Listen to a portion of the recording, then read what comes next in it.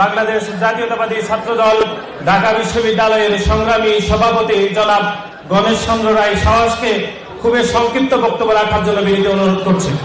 বাংলাদেশ জাতীয়তাবাদী ছাত্রদলের ৪৬তম প্রতিষ্ঠাবার্ষিকী উপলক্ষে আজকের এই আলোচনা সভায় উপস্থিত সবাইকে বাংলাদেশ জাতীয়তাবাদী ছাত্রদলের পক্ষ থেকে শুভেচ্ছা ও অভিনন্দন জানাচ্ছি।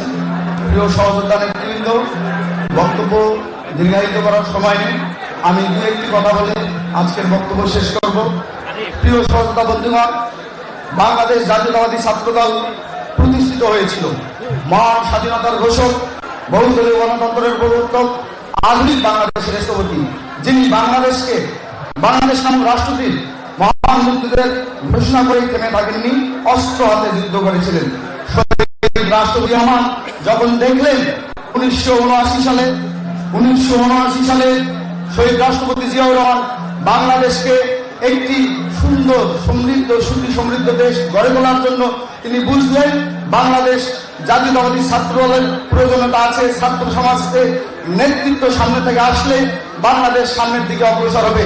এর ধারাবাহিকতায় তিনি বাংলাদেশ জাতীয়তাবাদী ছাত্রদল প্রতিষ্ঠিত করেছিলেন। প্রিয় সহযোদ্ধা বন্ধুগণ, শহীদ রাষ্ট্রপতি জিয়াউর রহমানের সেই ছাত্রদলকে এগিয়ে নিয়ে গিয়েছেন মা মাটি ও মানুষের নেত্রী, বাংলাদেশের স্বাধীনতা ও সার্বভৌমত্বের প্রশ্নে আবশ্যিক দেশ নেত্রী বেগম খালেদা জিয়া।